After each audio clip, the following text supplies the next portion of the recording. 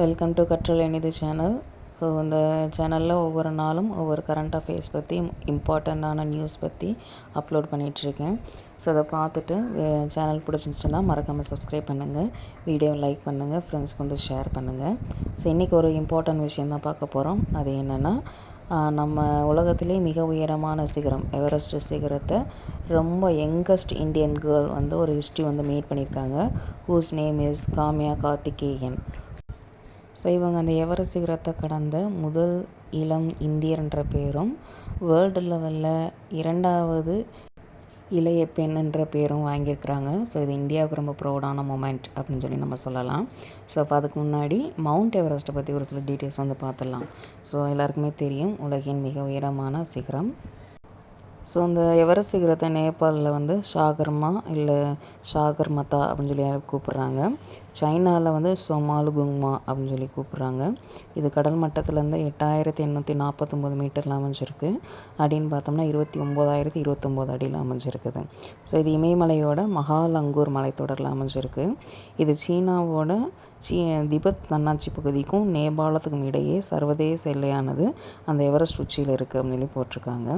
Plus Radhanath sitar ஒரு வங்காளத்து இந்தியர் வந்து இதோடைய உயரத்தை வந்து கண்டுபிடிச்சிருக்கிறாரு. 1852 தியோடலைட் அப்படின்ற ஒரு கருவி மூலமாக கண்டுபிடிச்சி முக்கோண முறையில் அதோட உயரத்தை வந்து கணிச்சிருக்கிறாரு. அப்போ நீலாலவையோட தலைவராக இருந்த ஜார்ஜ் எவரெஸ்ட்ன்றவரோட பேரை ஒரு ஆங்கிலேயர் ஆண்ட்ரி வாக்ன்றவர் எவரெஸ்ட்ன்ற பேரை அங்கே வந்து சுட்டியிருக்கிறார். இப்போது காம்யா கார்த்திகேயன் பற்றி பார்க்கலாம். ஸோ வெறும் 16 வயசில் மே 20 அன்னைக்கு எவரெஸ்ட் சிகரத்தை வந்து உச்சி அடைஞ்சிருக்கிறாங்க. ஸோ இந்தியாவுக்கு பெருமை வாங்கி கொடுத்துருக்குறாங்க. ஸோ இவங்க எங்கே படிச்சிருக்காங்கன்னா நேவி சில்ட்ரன்ஸ் ஸ்கூல், மும்பையில் இருக்கிற நேவி சில்ட்ரன்ஸ் ஸ்கூலில் படிச்சிருக்காங்க. அவருடைய அப்பா வந்து ஆக்சுவலாக இந்தியன் நேவியோட கமாண்டர். ஸோ அதனால் அவருடைய அப்பாவோட இன்ஸ்பிரேஷனை யூஸ் பண்ணி அவங்களும் என்ன பண்ணியிருக்காங்கன்னா அந்த மலையேற்றம் நிகழ்ச்சியெல்லாம் பண்ணியிருக்கிறாங்க. அவங்க அப்பா பேர் S Karthikeyan, Indian navy commander. So அவங்க இந்த சாதனை மட்டும் பண்ணல, 2015 அதாவது வெறும் 7 வயசுலேயே சந்திரசிலா சிகரத்துக்கு மலையேற்றத்தோட இமயமலை நோக்கி போயிருக்கிறாங்க.